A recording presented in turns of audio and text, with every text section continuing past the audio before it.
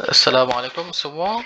Okey, untuk kelas hari ini, cikgu nak membincangkan topik sains bab 1, masih lagi bab 2, iaitu kita akan masuk organisma unisel dan juga multisel. Kemudian cikgu akan cerita sedikit berkenaan dengan jenis dan fungsi bagi sel haiwan dan juga sel tumbuhan.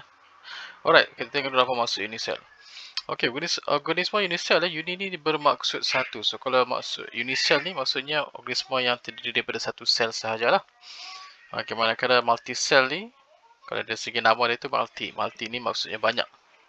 Okey, so maksudnya multisel ni adalah organisma yang terdiri daripada satu sel. Walaupun organisma unisel terdiri daripada satu sel saja, organisma ni boleh menjalankan semua proses kehidupan seperti pertumbuhan dan juga pembiakan lah.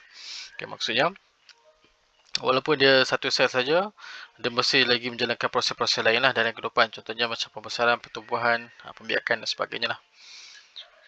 Okey, organisma unisel. Contoh organisma unisel dalam alam haiwan contohnya adalah seperti amoeba dan juga paramecium. So gambar di bawah ni. Untuk rujukan lebih detail kamu boleh rujuk dalam buku teks. Kita ada Euglena. Euglena ni special sikit sebab dia ada ciri-ciri tumbuhan dan juga haiwan. Okey, maksudnya ialah kalau tumbuhan ni dia boleh buat makanan dia sendiri, kalau haiwan ni maksudnya ialah dia boleh berjalan, boleh bergerak. So Euglena ni boleh membuat makanan dia sendiri dengan cahaya matahari seperti tumbuhan dan boleh bergerak seperti haiwan. So Euglena dia special sikit. Yang ni Euglena di atas. Contoh organisma unisel alam tumbuhan pula ialah Chlamydomonas. Okey, so yang atas ni ialah Chlamydomonas. Gambar lebih detail kamu tengok dalam buku teks ada. Yang ni. Okey, so ini adalah contoh amoeba, ini adalah paramecium. Ini adalah Euglena. So Euglena ni dia special sikit, dia ada dua ciri-ciri dalam sel tumbuhan dan juga sel haiwan. Dia ada dua-dua. Kalau Chlamydomonas ni adalah contoh unisel dalam tumbuhan. Manakala amoeba dan paramecium adalah contoh unisel dalam kategori sel haiwan. Alright, next kita tengok organisma multisel. Okey, so multisel ni maksudnya senang je lah. Organisma yang mempunyai sel yang banyak. Okay, contohnya adalah kita lah, manusia, muko. Okay, kita ada muko. Ni muko. Okay, kita ada Spirogyra. Dan kita ada Hydra. Okay, ni adalah Spirogyra, multisel. Okay, hidupan yang besar memang dia semua adalah kebanyakannya semuanya adalah multisel. Macam kita, haiwan-haiwan yang besar, kucing, anjing, lambu, sebagainya lah. Ni adalah Hydra. Tumbuhan yang besar pun juga dikategorikan sebagai organisma multisel. Okey, next. Kita akan teruskan lagi dengan jenis dan juga fungsi dalam sel haiwan terlebih dahulu. Okey, so apa yang ada dalam sel haiwan? Okey, so kita ada sel epithelium, kita ada sel saraf, kita ada sel darah merah, kita ada sel otot, kita ada sel darah putih, kita ada sel pembiakan. Okey, so ada. Okey, maksud apa itu sel saraf? Alright, so ini adalah gambar raja bagi sel saraf. So sel saraf ni dia mempunyai satu gentian yang panjang. So maksudnya dia panjang, sambungan-sambungan ni gentian. Ni adalah gentian dia sambungan-sambungan macam piping, sambung panjang gitu. Yang mana peranan dia adalah untuk membawa maklumat dalam bentuk impuls ke seluruh badan.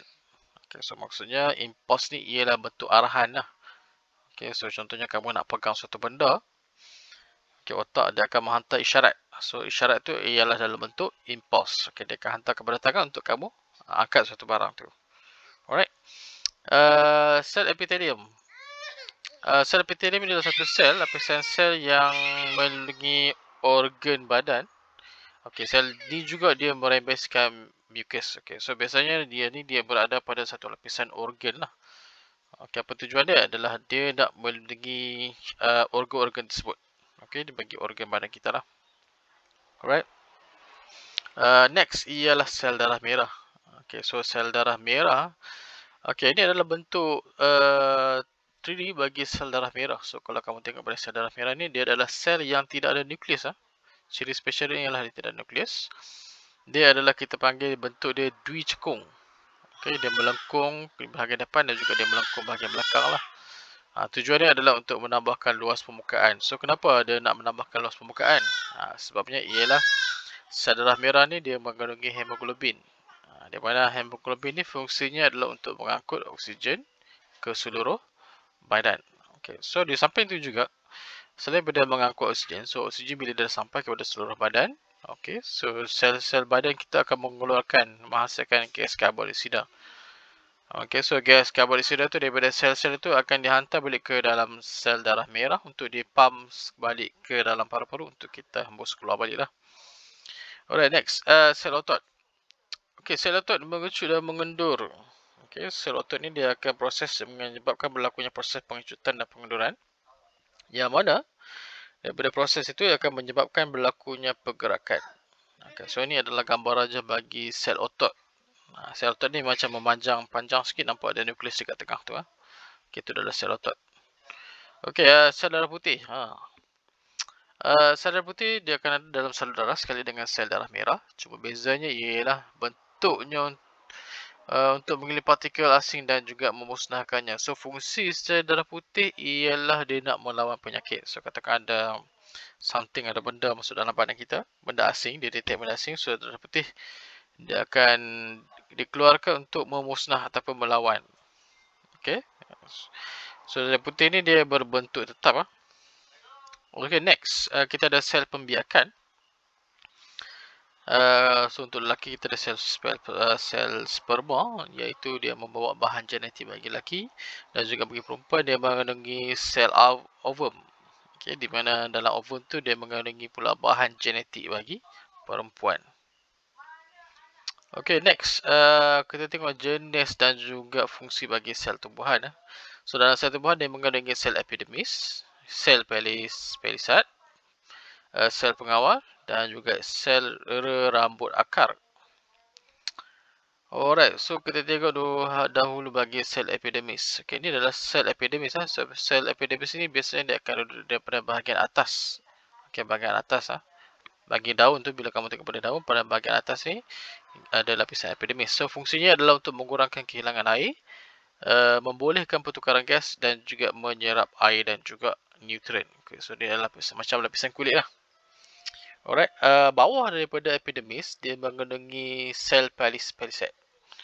Okay, so dalam sel pelisat ni, dia menyebabkan daun itu berwarna hijau. So, kenapa ada warna hijau? Sebab ada sel ni lah. So, apa yang ada dalam ni? Dia mengandungi klorofil. Okay, so dalam sel pelisat ni mengandungi klorofil. Benda tugas klorofil adalah untuk menyerap cahaya matahari dan juga menjalankan proses fotosintesis. Alright. Okay, kemudian kita ada sel pengawal. Okay, sel pengawal yang ini ini sel pengawal. Sel pengawal ni pada lapisan bawah. Lapisan bawah daun iaitu kawasan di mana oksigen dan juga gas karbon dioksida keluar. Alright, so kita ada sel pengawal. Ini adalah liang stoma, ini adalah sel epidermis. Okay, so liang stoma ni adalah bukaan. So kita tengok apa itu sel pengawal. Stoma dia merupakan liang seni di antara sepasang sel yang disebut sebagai sel pengawal. So, sel pengawal ni tugasnya adalah untuk mengawal bukaan. Okay, so stoma biasanya akan terbuka pada waktu siang untuk menjalankan proses fotosintesis dan juga akan tertutup pada malam ataupun semasa tumbuhan kehilangan banyak air pada hari yang panas. Okay, so tugasnya adalah untuk mengawal bukaan dan penutupan. Okay, so sel pengawal ni akan mengawal kawal atur bagi air okay, untuk keluar dan masuk pada daun Okey, kemudian kita ada sel rambut akar. So, sel rambut akar ni dia wujud dekat dalam akar. Okay, tujuannya adalah meningkatkan luas permukaan untuk menyerap lebih banyak air dan nutrien. Okay, so kamu nampak sel rambut ni dia dalam satu lainan panjang, tapi dia macam ada bukaan rambut lah, kita panggil akar rambut. So, akar rambut ni adalah nak mempulaskan lagi permukaan. Maksudnya lagi banyak permukaan yang terdedah, membolehkan tumbuhan untuk menyerap lebih banyak air dan nutrien daripada tanah. Okey, ini adalah sel epidermis. Okey, tadi mengurangkan kehilangan air, membolehkan pertukaran gas, penyerapan air dan nutrien. Ini pelisat mengandungi klorofil. Okey, menyerap cahaya dan menjalankan fotosintesis. Okey, sel pengawal dia terdapat pada liang stoma. Okey, dia menjalankan proses kawalan. Okey, proses kawalan keluar dan masuk. Okey, keluar dan masuk ataupun pembukaan dan penutupan bagi liang stoma.